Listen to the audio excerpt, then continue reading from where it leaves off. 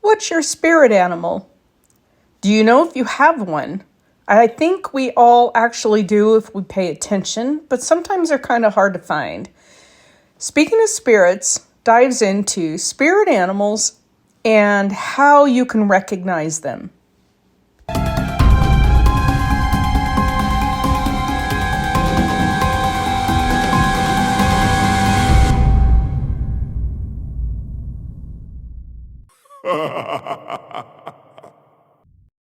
Hello, everybody. This is Colleen with Speaking of Spirits, and today I am here with Gina. And Kate is remote because she had so much snow she can't get out of her house. It's lovely. Yeah, and it's weird because where you live, not that far away, you had all the snow, and now it's raining down here on top of all of our snow. So Yeah, it's insane. So yesterday we got 8 inches of snow, but then we got rain on top of it. So it like really packed it down and made it slick. And then today it's just been snowing where everyone's just said it's rain for them. So I'm pretty that's high up crazy. in Yeah. Yeah. Better safe than sorry. Yeah, you don't want to be driving down that mountain road when it's slick out either. That's a steep road that you guys live on. So, Yeah, a few of the neighbors have experienced it being too slick to drive up, and you just slide back down and have to figure out something else for the night. Yeah. Well, I used to live off of Caribou Road, so straight up. Yeah. No guardrails. I had a host fun that way. Yeah. Yes. Buckskin has several switchbacks that it's like, I don't know how many hundreds of feet down and no guardrails. No guardrails. Or the little metal one. I don't think our state can afford guardrails. I think that must be it. I don't know. Yeah. So today we were going to talk about our spirit animals, right? And so we each have the two that is representative of our spirit animals, and we were going to share what they mean with our audience. So, yeah, do you want to go first? Sure. Or I can do one and we can. Let's do one and we'll. So my main one that I didn't even realize was grizzly bear, and any female bear. She is a healer. She is a teacher. She is someone who protects and looks out for the others. But what happened to me from the time I was a child, I had this reoccurring dream. I would call it a nightmare, but it wasn't of this bear. And it followed me everywhere. If I went in the house, it could open the door and it came in the house. If I hid under my bed, it could move the bed and there I was. If I tried to get in the car, I tried climbing in the top of my closet in my dreams, and everywhere I went, there was this bear. So I was at this meditation group and one of the ladies said to me, "So what's your reoccurring dream?" And I was like, "Huh?" She goes, "There's a dream you've had your whole life. What is it?" I said, "Well, it's not the same dream, but it's the same idea. This bear is chasing me all the time. And I run and I hide and I can't get away from it." And she goes, "Do you know what the bear is?" I said, "Big and scary." Scary and stinky? I don't know. And she goes, "Has it ever hurt you?" No, it has never hurt me. That okay? She goes, "The bear is your power." She goes, "These are all the gifts that you're running from. These are the gifts that you're hiding and you're not acknowledging. It is not a bear trying to eat you. It is yourself trying to unite so that you can be your true potential." And lo and behold, I haven't had the dream since. So it's interesting. It was kind of a very cool and awakening kind of thing, because I am a healer, I am psychic, I'm a medium, all of those kind of things. And that's all part of the bear energy. The taking care of other people, being the protector, being the teacher, being the nurturer is part of bear energy. Well, that's interesting. Yeah. And you can help me figure out these. There we go. Yeah. There we go. So, Kate, what is one of yours? It's so hard to pick one, like when you think about it. And I think I said one of mine was the elephant. When I came into motherhood, like the power that they have with the maternal line, how strong the bond is between mothers and daughters, I think I finally realized what that was like. And all of a sudden, like right before I had my daughter, I would start dreaming of elephants, and especially of a mom leading her baby along. And so that is one that I really I felt like is a spirit animal. And I am someone who's always constantly learning. I won't say my memory is the best, but I admire how well elephants take in information and memorize. And then just like a cute little fun fact, they are supposedly looking at humans like how we look at puppies. Like we're like little puppies to elephants, and they just think we're the cutest things. And I just think that's amazing. So, That is wild. yeah. Sorry about the background noise. We have an old dog chewing a very large bone, so if you can hear it. And I just don't want to take it away from him. He's having so much fun. So I have, one of mine is a dragonfly. And I realized it was dragonfly when my mom died, because both of us love dragonflies. And then the day she died, and then the day of her memorial service, and pretty much ever since then, I've been surrounded by dragonflies. Mm. And so I figured it would have that connection between her and I, mother-daughter, like you're talking about, and dragonflies. And so they're supposed to be the wisdom of transformation and adaptability in life. Two things that I'm very resistant to. So it's kind of interesting for me. Did you run and hide from him? They kept finding you? I know. Gina's like, you need to know this. So they're associated with adaptability, joy, lightness of being, which was definitely my mom. She was a very joyful person. The realm of emotions and a deep dive into your feelings. Now, the feeling part I totally get, but and then the connection with nature, spirits, and fairy realms, which I thought was really interesting, because that's something that I'm totally drawn to, is the fairy realm. So, yeah. I taught my daughter that dragonflies are fairies, so she just thinks that they're a type of fairy that's out there. That's awesome. Well, that's so awesome.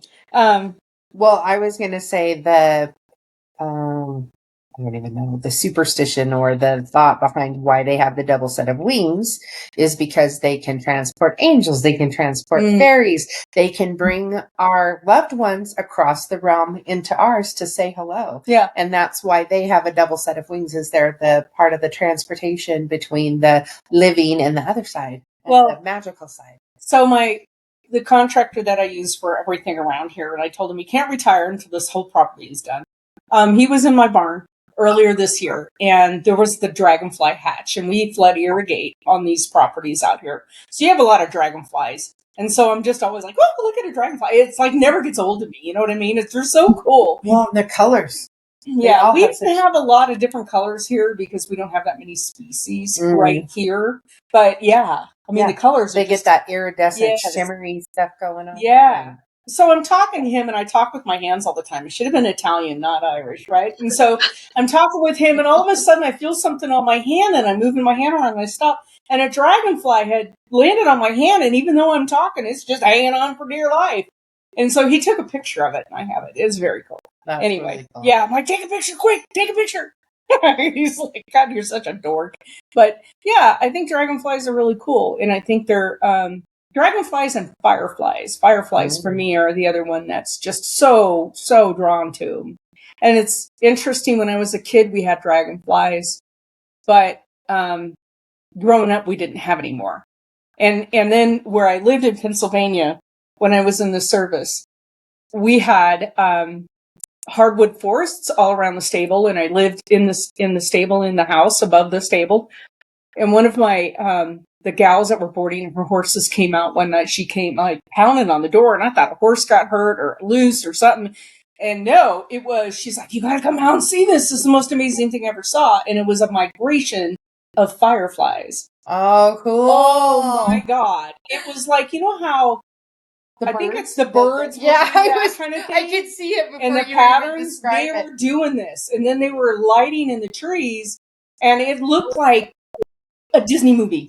Yeah. It was like, oh my God, we sat out there and drank beer all night long and watched fireflies. It was so cool. It was so cool. But I don't know what they represent, but I've always been very drawn. Everything with me is with wings. And maybe because I grew up flying, I don't know. That's interesting. I have I have a dragonfly story anyway. So I am a medium, and when I connect with people for other people, I don't tend to question that. But my own people, is this my memory? Is this my thought? Is this my feeling? Are they really talking to me? Are they really showing me this?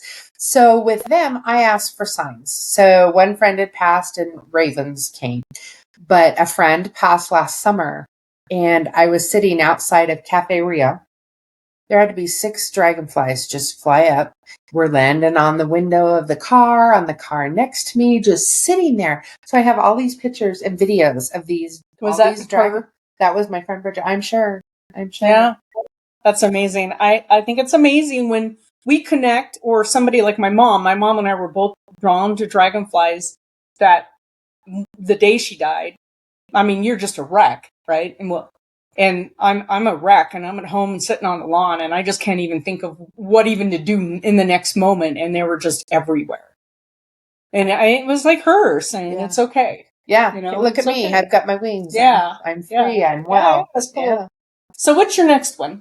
My next one are the big cats. And there's 2 in particular that I'm especially drawn to, and that is the Black Panther and the lion. And I'm a Leo, so everybody's like, oh, that's why you like lions. Well, partially. But with the Black Panther, I don't know what the traditional is with it, but for me, we hear a lot of people talking about shadow work, the things that have been maybe painful in our lives, disappointing, and trying to work on those to heal those.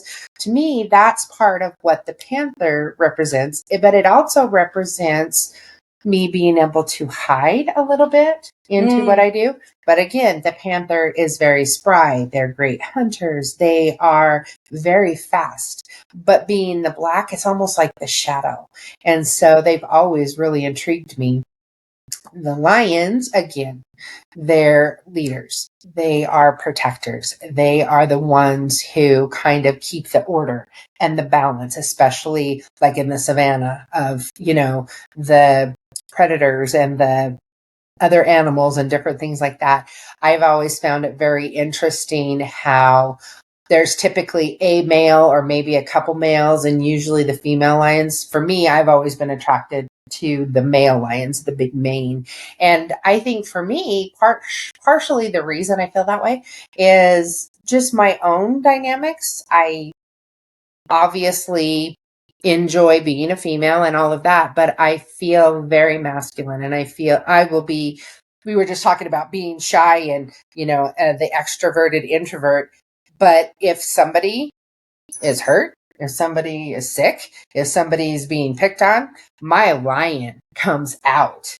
And it's like I go in for the defending and the protecting. And I think they're also great nurturing animals, like you were saying with the elephant, is the pride. It's their family. It's a big, loving family. And I feel that way with all of my close friends. There's a different kind of a connection, and the lion is like symbolic to me of that. That's cool. Yeah. I have a panther story.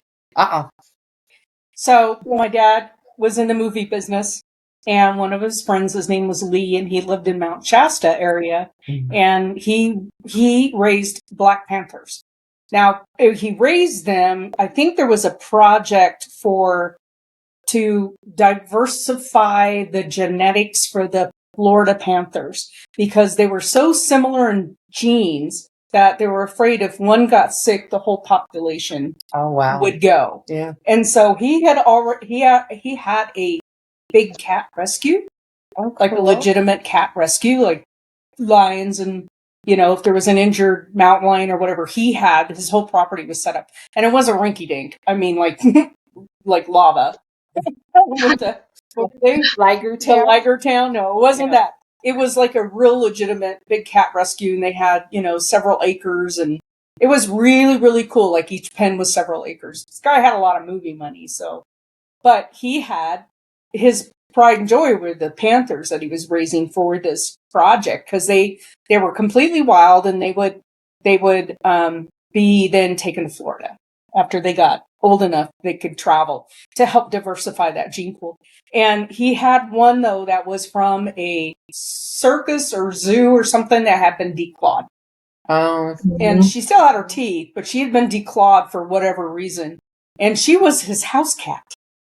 I've seen that. I've seen stories about that. Yeah. People think they found a kitten because they're tiny Oh, when yeah. they're little, and then Yeah, no, he got her as an adult, but she was like one of those, she was not aggressive. And even when she hit puberty, she was not aggressive. She was his house cat. And I distinctly remember my dad and he had his own airstrip. So we would fly in and we landed. My dad's like, no, don't be scared, but he has a big cat in the living room. And I couldn't wait to see it. And I was little. So I'm like 6 or 7, right? And so I remember her laying on this black leather sofa, and she's this black cat with these big, big eyes, and going up and being able to run my hands on her belly and then lean on her and hear the purr. mm-hmm. Oh my God. That's It was the insane. most incredible thing ever. I'll never forget that memory. That is so cool. Yeah. Yeah. I mean, at first I was scared of her because you just know instinctively she could eat you, but Yeah. she didn't. Anyway, what's your next? Kate? So I kind of have a story to go off the line story that's very quick. But when I was going for my animal Reiki certification, there's a point where you do meditation, and in one of them, I was guided by a lion. And I've always worried about like getting the common spirit animals. Like I want to make sure it's authentic. So I wasn't expecting it at all. But it was like almost very Aslan, like Chronicles of Narnia-esque, and it like kind of panicked me at first. So I was like, this can't be real. Like I'm just like making this up. Like I've totally veered off path, but it's been one that keeps coming up for me. So I relate to you with the lion one. But my other one would be butterflies.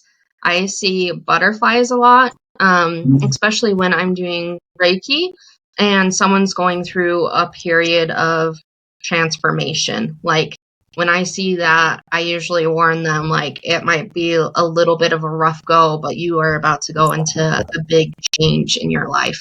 And so whenever I see one, usually it tends to be right when I'm on the cusp of making a big change. So that's one that I've always felt really close to too. That is cool. Yeah. Butterflies were my thing with my parents.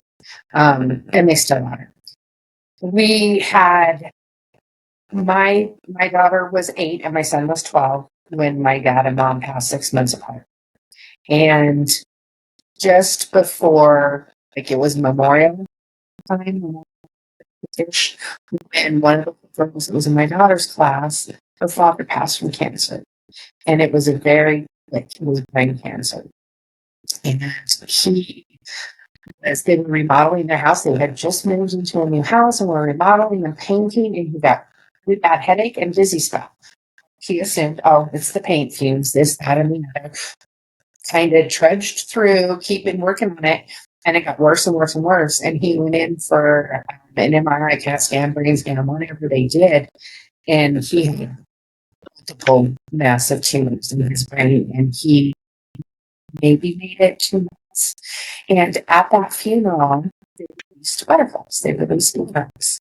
And I thought it was so beautiful. And I knew that my mom had loved butterflies. So when she passed at the beginning of July, so just a little over a month later, did a butterfly release.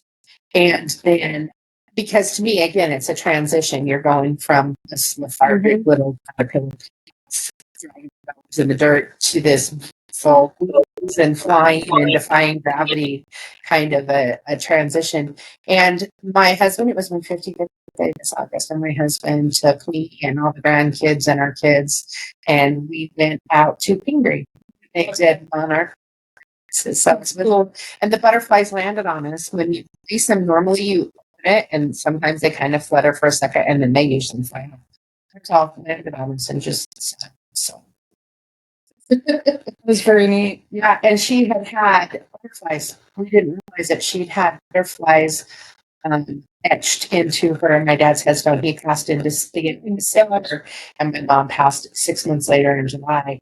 And it was a double heart. They'd been married for like 50 some years, and she'd had butterflies on it before she went and picked it out before we even knew and did. Wow. So yeah, it was definitely very symbolic. So does everything with wings mean transformation? I don't know. That would be interesting. That would be very interesting. So my second one that has always been, and this is the one that near and dear to me, is the eagle. And like every year, we do an eagle count at work. And every year, it's like eagle, eagle, eagle. Because I can see an eagle. Like we can pass by a tree with an eagle, and nobody else is seeing. I'm like, it's right there. I see eagles everywhere. I am so keen on eagles that I can see them everywhere. And I mean, I can outsee the ornithologist. It's like there's one, there's one, there's one. So I don't know every type. Well, the bald eagle is definitely. Maybe it's because I'm a veteran. I don't know, but the bald eagle to me, just the symbol of it so much to me, But yeah, but eagles, even golden eagles, it's like I was coming back from Mackie, and there was a golden eagle on the side of the road trying to hop around, and you could tell he'd been hit. I just went and scooped. I mean, usually they'll just tear you apart. I just went and scooped him up, put him in the Jeep, brought him home, and took him to one of our wildlife rehab. I mean, this eagles, just love them. I mean, I like birds, but eagles. So another transformation. Like they're supposed to reconnect you with your spiritual path. So I found that kind of interesting. And that I think I try to do constantly. I am. And it's funny because I am. She's laughing. Virgo, and every house is in Virgo. Every one of my houses is in Virgo. The lady who did my zodiac said, "Oh my God, I'm so sorry." Oh And no. pass that on to your friends. Never seen this. She goes, I cannot believe every house is Virgo. Because unbelievable. So it's like resistant to change. This is the way it is. Blah, blah, blah. And all my friends are like, God, I really am. So I'm trying all the time. I just fail miserably. So I think so. It says that it's reconnecting you to your spiritual past, and you must listen to and heed your own spiritual directives. And they're trying to do that, but it's really hard for me. It's really, really hard. So it's amazing to me that I have two critters in my life that are telling me to go with the flow, and I'm like, just think, what if you didn't? What, you would turn into a rock or a tree and just be. I'll be with me. Like, this is good. That's good. And nice hair. I don't know what it is. It's really interesting. So it says eagle symbolism also means that there's opportunities available to you and you must snatch them up while they last. So they're ones that you've overlooked or bypassed in the past. So every time you connect with the eagle, that means there's an opportunity and you're supposed to grab it. Right? So I'm hoping it says focus on the goals that are closest to your heart. I hope that I can someday, and like 2/3 of my life has gone by. I'm still like, that's the way it is. She's just been waiting for me to change all this time. Waiting for you to change. I've just been waiting for the river and the wind to softly remove some of those sharp edges. I like that. I like that. That's why you're one of my dearest friends. Virgo and Leo. It's diplomatic and honest and blunt. Yeah, well, yeah, I don't know. There's a lot of edges here to deal with. So, but yeah, I think that's interesting. And I think what we should do probably is do some short podcasts on all of the spirit animals.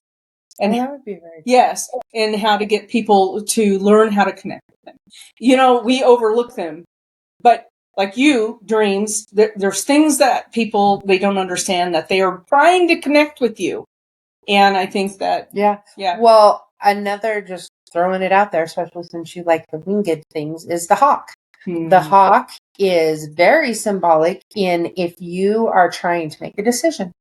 If you're trying to manifest something and you see the hawk flying, that is a sign that what you're trying to accomplish is coming. You can do it. If it's sitting, then that means you're supposed to think it through a little better, make sure, look at all the different angles and stuff and see if you're really going the right path to get to where you're heading. Mm-hmm. But hawk is also, it goes back to the Egyptian god Oh, yeah, Horus, that's true. and Yeah. you know, the a lot like you just gave me my little cup today with the protective eye. Mhm. That is very symbolic of the hawk, is that hawk eye. They watch, they see, and they are our cues on our intuition, on our manifesting, on our direction. And people, oh, I saw the coolest hawk flying over. Well, what were you thinking about before that?